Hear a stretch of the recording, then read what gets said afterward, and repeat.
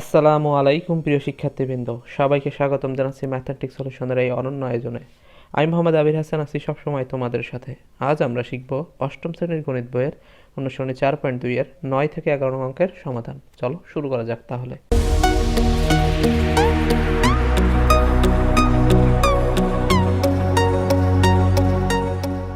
9 নম্বর অঙ্কটা আমরা লক্ষ্য করি। 9 নম্বর অঙ্কে কি বলছে, a সমান সমান -3 এবং b সমান সমান 2 হলে এই রাশিটা একটা রাশি দেওয়া আছে, এর মান নির্ণয় করো। তো এর মান দেওয়া আছে 3 -3, b এর মান দেওয়া আছে 2।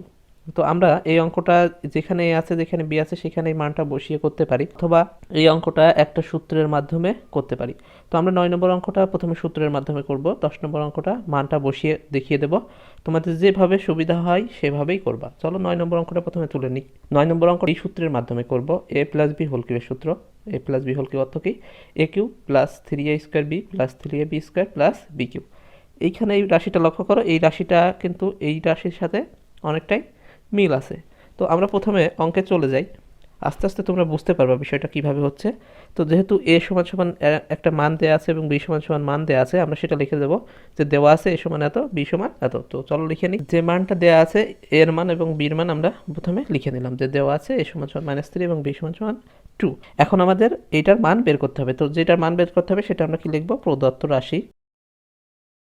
রাশি দিয়ে অঙ্কটা তুলবো। লক্ষ্য করো, আমরা অঙ্কটা তুলে নিলাম। তো এখন লক্ষ্য করো, এই অঙ্কটাকে আমরা এখন এই সূত্রের মধ্যে ফেলবো। তো a প্লাস b হোল কিউবের সূত্র কি হচ্ছে, এখানে প্রথম হচ্ছে a কিউব। তো আমরা প্রথমটা এবং শেষেরটা বের করব।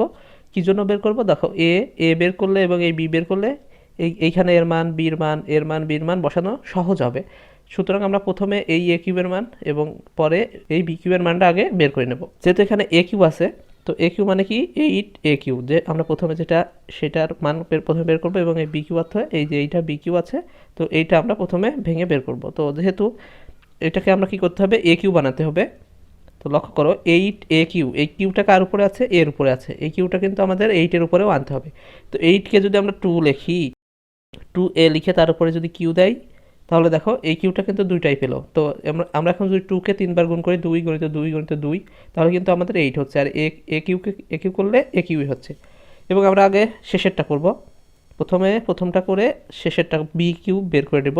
তো বি কিউ বলতে আমরা একটু দূরে লিখি প্লাস, এটাকে আমরা কি লিখতে পারি, 3b, তার উপরে কিন্তু হোল কিউ দিতে পারি। তাহলে 3কে আমরা 3 বার গুণ করলে 3 3 9, 3 9 27 বি কিউ হচ্ছে। আমরা প্রথমটা এবং শেষেরটা বের করে নিব।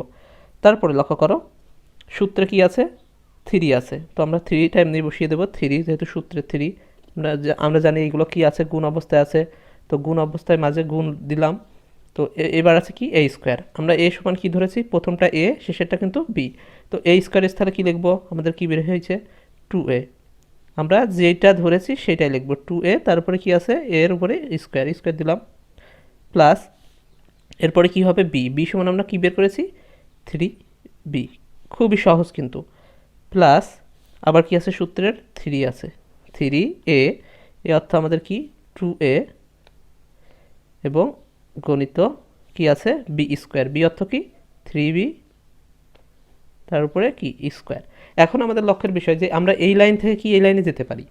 এই লাইনে যদি যেতে পারি তাহলে মনে করবো যে আমাদের এই বসানোটা ঠিক আছে। আমরা যদি লক্ষ্য করি 3 3 9, এই প্লাস থেকে এই প্লাসের পর্যন্ত আমরা গুণ করবো, 3 3 9, আর এই 2 এর উপর স্কোয়ার মানে 2 কয়বার গুণ, 2 দুগুণে 2, 2 বার গুণ, 2 দুগুণে 4, তাহলে 4 নং কত হয় 36। দেখো আমরা এই লাইনে ফিরে আসতে পারি, 36 a স্কোয়ার b। তদ্রূপ এইটা গুণ করলেও এইটাই আমরা ফিরে আসতে পারবো। তো আমাদের এটা কিসের সূত্র হলো, এই যে এইটা বসিয়েছি, এটা কিসের সূত্র, a প্লাস b হোল কিউবের সূত্র।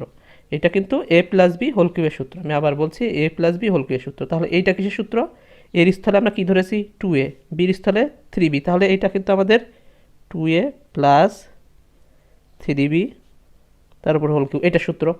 আমি আবার বলছি a সমান আমরা 2a ধরেছি, তাহলে 2a এর স্থলে লিখলাম, b সমান 3b লিখেছি, তাহলে 3b লিখে তার উপরে কিউ দিলাম।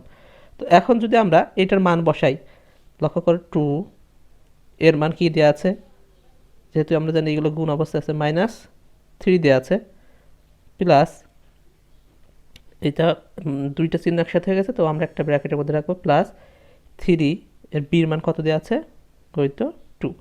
আমরা সেকেন্ড ব্র্যাকেট দিয়ে উপরে কিউটা বসিয়ে দিলাম, সমান সমান। এখন আমরা কি করব, গুণ করব।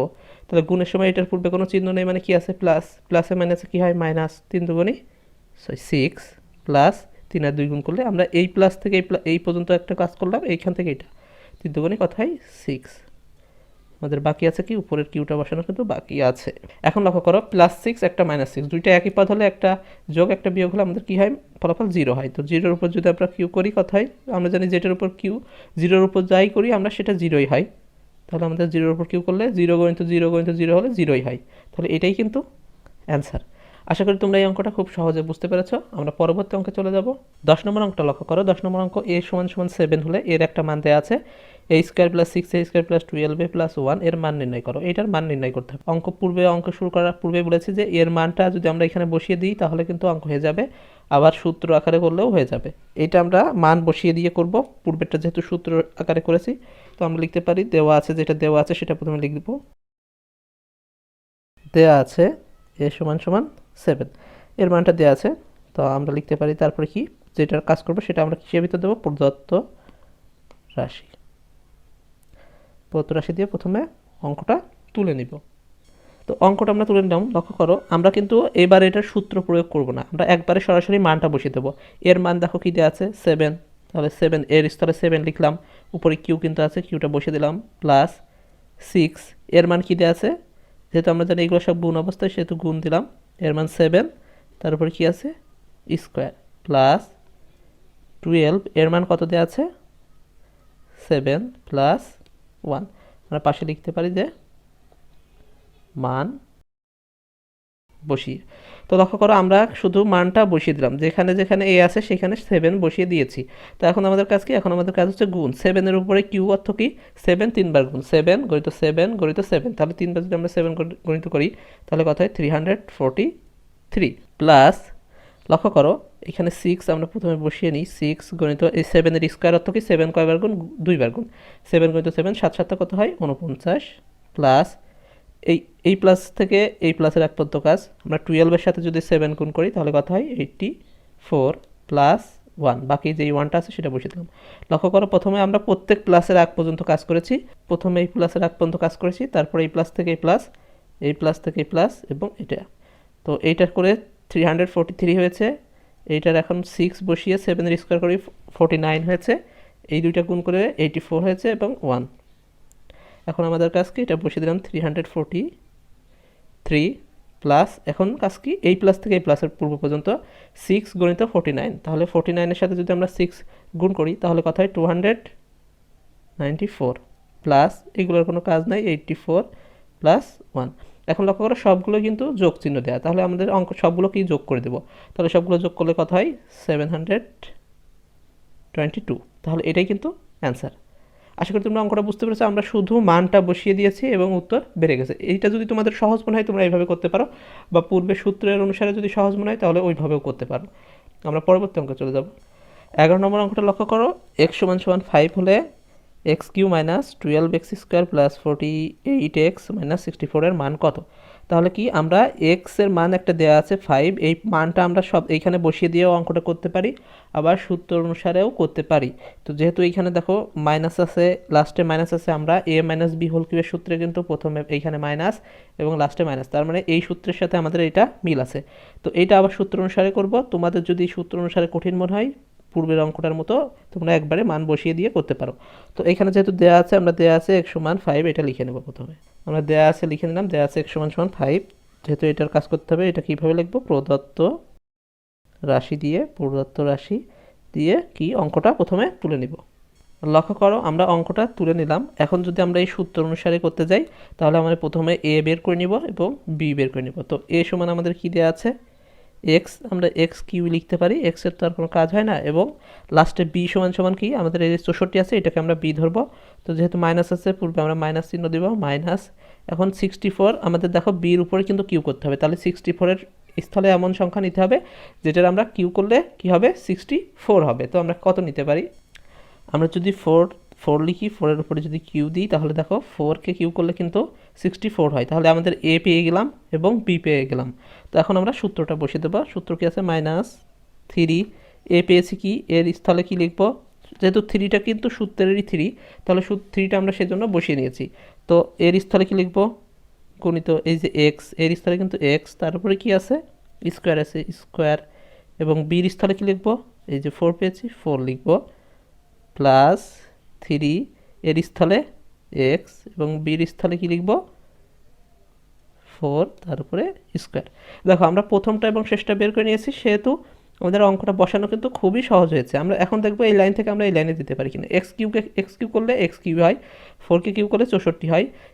এবার আমরা এই মাইনাস থেকে প্লাসের পর্যন্ত যদি গুণ করি, 3 4 কথায় 12 এক্স স্কোয়ার, এরকম 12 এক্স স্কোয়ার, এবং এইটার 4কে স্কোয়ার করলে 4 4 16, 16 দিয়ে 3কে গুণ করলে হয় 48 এক্স। তাহলে আমরা এই লাইন থেকে এই লাইনে দিতে পারছি। তাহলে এটা আমাদের কিসের সূত্র, যেহেতু এটা হয়েছিল এ মাইনাস বি হোল কিউবের সূত্র, তাহলে এর স্থলে আমাদের কী হয়েছে এক্স, বির স্থলে মাইনাস কত 4, তাহলে এটা এক্স মাইনাস 4 হোল কিউবের সূত্র। তো এখন লক্ষ্য করো এক্স এর মানটা যদি আমরা বসিয়ে দিই, এক্স এর মান কত দেওয়া আছে 5 মাইনাস 4 তারপরে হোল কিউব, আমরা পাশে লিখে দেবো কি মান বসিয়ে, যেহেতু এখানে মান বসালাম, তাহলে আমরা যদি 5 থেকে 4 বাদ দিই কথা হয় 1 এর উপর যদি কিউ দিই, 1 এর সাথেও কিউ অর্থ কি 1 গণিত 1 এর সাথে যত 1 গুণ করা হয় কতই হয় 1ই হয়। তাহলে এটাই কিন্তু অ্যান্সার। আশা করি তোমরা অঙ্কটা খুব সহজে বুঝতে পেরেছো। প্রথমে আমরা কি করে নিয়েছি, এ এবং বিকে বের করে নিয়েছি, তারপরে সূত্র অনুসারে এ বির স্থলে এ বি বসিয়ে দিয়েছি, এবং এক্স মাইনাস 4 হয়েছে, এটা এক্স মাইনাস 4 হোল কিউবের সূত্র হয়েছে, পরে এক্স এর মানটা বসিয়ে দিয়েছি, বিয়োগ করেছি, অঙ্কটা হয়ে গেছে। আশা করি তোমাদের এই অঙ্কগুলো ভালো লেগেছে। যদি ভালো লেগে থাকে তোমাদের শেয়ার করো তোমাদের বন্ধুদের সাথে। ধন্যবাদ সবাইকে। থাকুন ম্যাথমেটিক্স সলিউশনে, শিখুন নতুন কিছু নতুনভাবে।